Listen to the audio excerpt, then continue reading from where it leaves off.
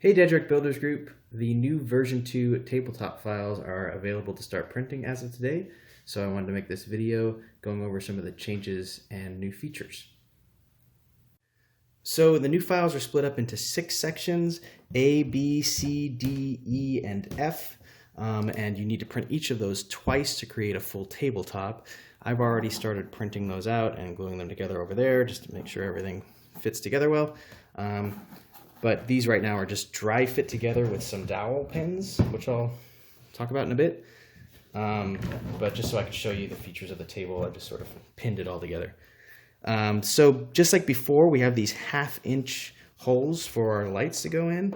And I know there's a couple printed solutions out there already for these, and those are still relevant. You can still use those on these new files. I'm going to make a print available as well. That's these sort of LED inserts, so you can have a pre-wired LED. You can stick it in the back of this printed part. You can glue an acrylic disc to it, somewhere like that. Just glue it to that, and then stick it all in, wire it up, and you're ready to go. So that's one option. You might be able to get creative with it as well. I have some PEX pipe, for instance, that's got a 1/2-inch outer diameter, and I can just cut a bunch of PEX and maybe glue a light in there. And that's 1/2-inch, and you can just stick them right in there like that, ready to go. And then I'm also going to be making lighting kits that will be available for purchase. These have a metal shroud on the outside and are pre-wired, ready to plug in. And I'm hoping some other builders come up with some solutions for lighting as well, so that we can have some options there for everybody. Anyway, you'll also notice that there's this cutout here. On my old table, this was sort of an LCD panel so that there could be some interaction with the knobs and maybe show like what monsters you have on your team and all that stuff. That's not necessarily film accurate, but I just thought that was a cool feature to add to this, sort of add some more functionality. There are some details there we see in A&H in the new films, but they're not always there. So you can either just print a insert that goes in there that has no detail whatsoever, you can glue it in and sand it flush, or you can print just the details so that it sort of adds a little more grease to the face of this and looks more accurate to the film table. Or you can do an LCD insert just like before, and put an LCD screen behind that that fit in there, and you can program it to do stuff on the LCD screen, or my program will have some stuff on there. So those are some options there. Just like before, there's a few key tray options. So first you can use just a plain static key tray insert, and this is great for like tables that are going to be going to conventions and things like that and are going to be taking some abuse. These trays can just be glued in to the table, and then you can take your keys and you can just glue them down to each of these so that you've got keys that can be pressed and abused and you don't need to worry about it.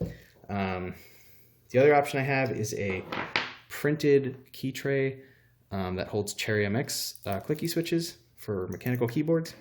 Those can be screwed down into these screw holes.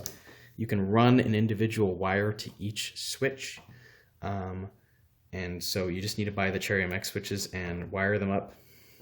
And those work just like before with the previous files, where you can print the keycaps and the keys and stick your keys on, and they're pressable keys and they look great.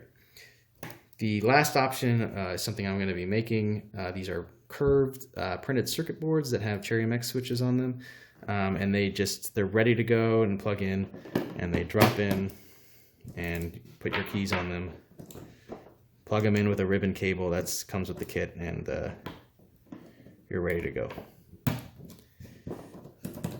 So there's some differences in the Canoe keys to the old keys, so I know there's some stickers that are meant for these and they might not fit anymore. The old key is significantly smaller, not significantly, but you might be able to see the difference there. So we've added the angled back to the keys, which is more accurate to the film, at least A New Hope. And I've also made them taller as well, so you don't see as much as the Cherry MX switch underneath them. So I really like these new keys, but they did get a little bigger and the stickers might need to grow with them. But The new key, I'm working on the keycaps right now. I've been trying to do sort of resin casts, pressure cast keys that have the MX inserts on them, but I'm just having a lot of trouble with tolerances, so I've got a few options I'm working on. But so keys are still kind of a work in progress, but I'll have a key file for those of you with resin printers to print, and then also one that uses the old printed style keycaps that you can glue onto them. The holes here are meant to fit rotary encoders. Let me see if I've got some here. So you can just use a rotary encoder you can get on Amazon. These are pretty cheap on Amazon, but they kind of feel a little cheap. But you can wire these up directly to and plug these into, I have a controller board I'm working on or whatever project you want. But these are meant to screw in back here and thread in. So you literally just screw them in from the back and then put your knobs onto these. These sort of D-shaped ones can fit onto the printed knobs with some pressure fit. You can wrap tape around them or just glue your knobs to them. I also am going to be offering these little rotary encoders that have a PCB on the back of them that sort of are easier to grip and screw in. And they have a tip on them that you can kind of flare out and pressure fit your parts onto. And they have a really, really nice clicky feel to them. So these will be out there too. But any rotary encoder you can find anywhere should fit into these. You want a knob with a 6mm shaft on it if you're machining them yourself, or you can print them out, or I'm even looking into some resin cast options for those. So the rotary encoders just screw in. Now the previous table was the same type, the exact same hole size, but the depths were should have been a little bigger. So these knobs over here have a pretty heavy depth on them, so you got to screw in quite a ways to have it stick out enough for these little knobs. And these ones are a little better, but these hold a lot better on the new print files. I might put some little printed inserts in that you can print out if you've got the old files, just to make yours a little beefier so that they don't strip out on you when you're putting your rotary encoders in. But the new files handle that. So with my last set of files, I had prints for small printers and then prints for large printers. And I've ditched those now in favor of a single size, sort of a medium size, that should be able to fit most printers that are up for the job of printing something this big. I went with PETG for my prints. I've always been an ABS guy because of its solvent weld and smoothing capabilities, but I decided to try PETG, and I highly recommend it.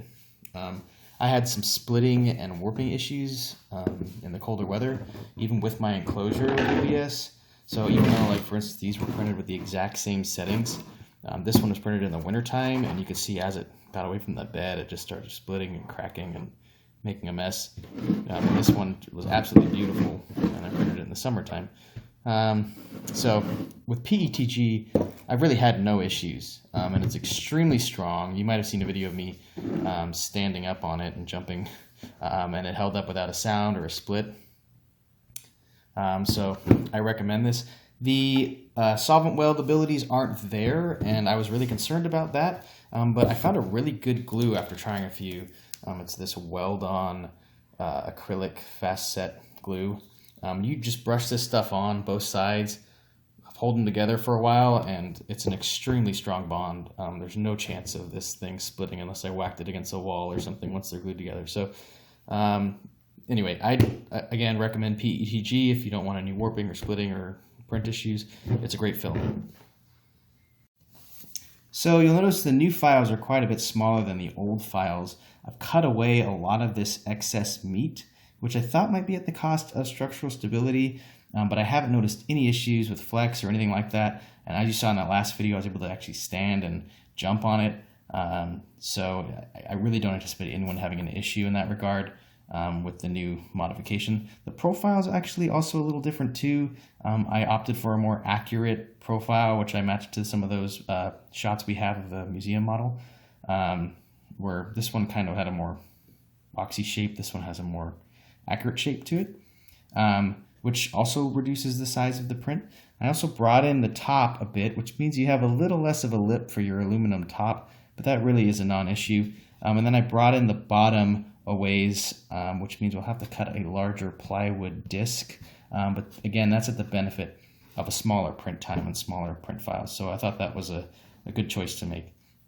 You'll also see I have these alignment holes here, and those are meant to fit a 1" by 1/4" dowel, or you can also use a 6mm by 30mm dowel. And those really help to keep it aligned while you're gluing it, and also add a bit of shear strength at that joint. And they also let you dry fit it together if you want to make sure everything fits before you start gluing. So infill is really important with these files. You're essentially going to be using it as a piece of furniture, so you really want it to hold up to all the abuse. And so I've got 2 failed prints here just to show you what settings I used. I used a 20 to 25% infill on these outer, less detailed, bigger pieces, and then a 30% infill on my inner, more detailed, thinner pieces. And that really helped eliminate any sort of flex or potential breakage, especially in these really thin areas where our key trays go. But you want to make sure you don't have a weak infill and that your infill layers are making really good adhesion to one another. Oftentimes when people print a little too fast, you can actually see that the infill layers don't connect to one another. And so you really want to make sure that you've tailored in your settings and you're getting a good strong infill with good layer adhesion between your infill layers. I actually found that upgrading to a 0.26 nozzle instead of a 0.24 nozzle helped not only make them print faster because I could get away with a bigger layer height, but also because more plastic's coming out of the nozzle, I got a stronger infill. So that might be something to consider. The other thing I did with these prints is I used helper discs. You can find these on Thingiverse in a number of places. You just sort of drag them into place on your slicer when you're positioning your objects on your print bed.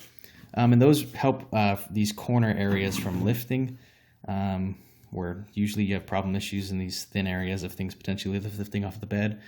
So these help address that. As far as support goes, these don't necessarily need any support because of the way they're oriented, but you might find it's beneficial in the light holes and the knob holes, and also these key tray slots where the key tray PCBs and your wire run through. But really that's the only place I would use support material. You want to keep it out of your dowel holes because you might find they get clogged up with infill if you're putting it in there and having to dig it out. And you definitely want to keep them out of the holes on the key trays that are used to screw down your key tray inserts. And there's a number of other holes that are used to like hold in like the LCD brackets and things like that. So if you do use support material, make sure to only do it on your knobs, your light holes, and then these slots in the key tray areas. I wanted to thank you all for your patience with me as I worked on these new files. I know it's taken quite a long time. It was a long time ago when we noticed the issue with the slants in the back of the keys, and I started working on these. So thank you for bearing with me and waiting for me to get these out. At the moment, Steven Schultz and myself are the only ones that have printed out a full set of these files, so there's a chance you might encounter some issues while printing or things that might need adjustment. So if you find something wrong, please let me know as soon as possible so that other people don't have to run into the same problem. Or if you can just think of stuff that maybe can be improved, that'd be great. I'm really curious to hear the feedback from you guys. I know a few of you have been struggling with the electronics aspect of it, so I have another video coming out where I'm going to talk about some of the solutions I've come up with for sort of prepackaged plug-and-play electronics kits, and I'll be discussing those in depth in another video, and that will add sort of sounds and lights and all that goodness. So keep an eye here for that, and in the meantime, there's plenty more coming. Let me know if you run into any problems while printing these, and I'm really curious to hear what you guys have to say. Thanks.